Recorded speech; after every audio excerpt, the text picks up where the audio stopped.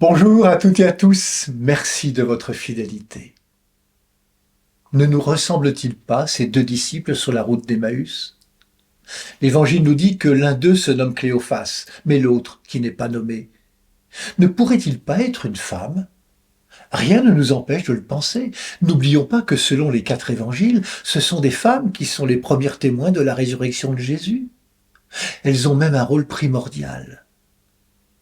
Nous pouvons alors nous retrouver dans ces deux disciples.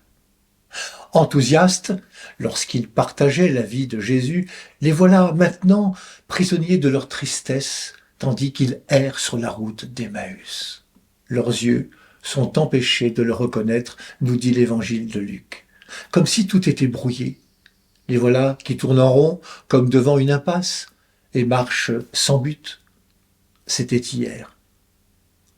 Mais aujourd'hui, combien d'hommes et de femmes de tout âge, de toutes conditions, sont dans des situations semblables, des situations d'incertitude qui leur masquent l'avenir et assombrissent leur espérance, n'osant plus croire parfois en la présence aimante de Dieu.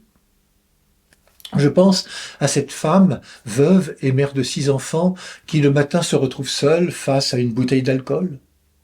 Je pense à ces jeunes rencontrés au bas d'un immeuble en train de rouiller, comme ils disent, répétant chaque jour les mêmes gestes et se plaçant au même endroit durant des heures durant.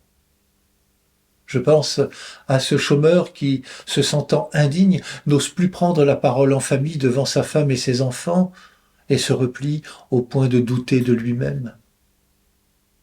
Je pense à ces étudiantes et à ces étudiants qui ne savent plus où aller, quelle formation choisir, parce qu'ils n'ont pas encore trouvé quelle orientation donner à leur vie. Je pense à ces mères de famille ou à ces pères de famille qui, apprenant leur cancer, doivent porter leur propre angoisse et celle de leur famille. Je pense à celles et ceux qui, agriculteurs, commerçants, entrepreneurs, artisans, policiers, artistes, s'interrogent sur leur avenir. Je pense à cette question de sœur Emmanuel. La souffrance des pauvres ne vous a jamais fait douter de Dieu? Non, répondit-elle, parce qu'en vivant parmi les chiffonniers du Caire, j'ai trouvé un trésor qu'aucune société occidentale nantie n'est en mesure de nous offrir, la joie et la fraternité.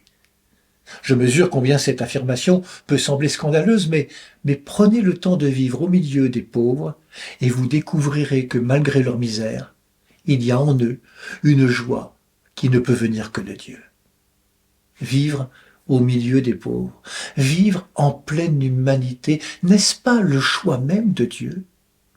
Et c'est bien Dieu qui, par son Fils ressuscité, vient rejoindre nos 2 amis les disciples. Et il les rejoint au cœur de leurs préoccupations et fait route avec eux. Plus encore, il les écoute, entre en dialogue et célèbre l'Eucharistie. Il vient casser leur isolement en les ouvrant à plus qu'eux-mêmes, à l'amour infini du Père. Mais il ne vient pas en apportant des solutions toutes faites. Il ne vient pas remplir le caddie de leur manque et de leur insuffisance. Il ne les considère pas comme des consommateurs. Il vient les interpeller pour ouvrir leur cœur blessé tout en respectant leur liberté. Il vient au cœur de leur vie et leur offre les moyens de s'épanouir dans leur humanité. Il les prend comme ils sont, il ne les juge pas, il chemine avec eux, il ouvre leurs yeux. Puis, il disparaît à leur regard. C'est à leurs yeux qu'il disparaît, pas à leur cœur. Ce n'est pas un abandon. Il les laisse libres de choisir. Il ne leur impose aucune démarche. Il les renvoie à leur conscience. Le Christ ressuscité vient chaque jour dans notre humanité. Ce n'est pas à nos yeux qu'il se rend présent, mais à nos cœurs encore trop souvent endurcis. En mettant Jésus au centre de nos vies, nous ne serons plus centrés sur nos petites vies, mais ouverts à celles des autres. Et puisque les autres, c'est le chemin que Dieu a choisi pour aimer, nous n'avons rien à craindre. Alors, soyons les disciples d'Emmaüs du 3e millénaire.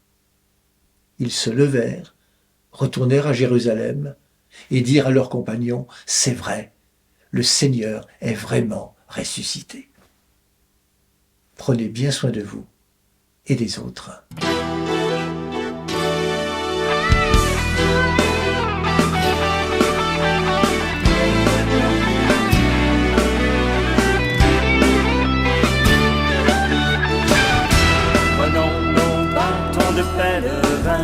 Marchons ensemble, Jésus nous mène à Emmaüs, instant très pur et très précieux, comme un profond regard, un regard de feu. Quand l'amitié se pose, les sentiments s'exposent, prenons le temps de nous apprivoiser. Laissons l'autre lui-même, accueillons sa bohème, prenons le temps d'apprendre à aimer, vivons la joie d'être ensemble. Notre cœur n'est-il pas tout brûlant? Notre cœur n'est-il pas tout brûlant?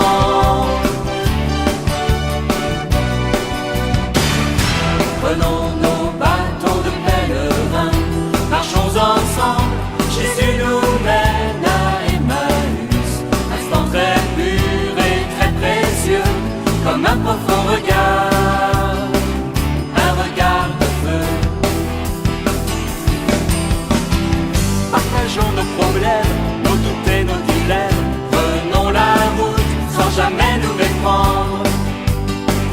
Au fil des confidences s'établit la confiance, prenons la route pour mieux nous comprendre, se connaître en vérité.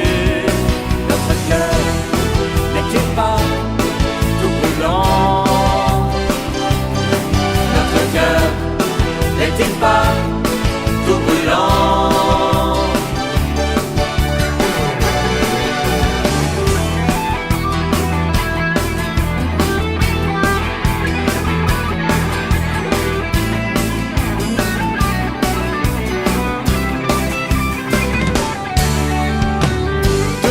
Laisser libre pour garder l'équilibre, n'ayons pas peur de nos fragilités.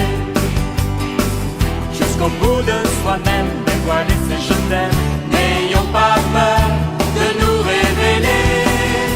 On ne voit bien qu'avec le cœur, notre cœur n'est-il pas tout brûlant? Notre cœur n'est-il pas tout brûlant?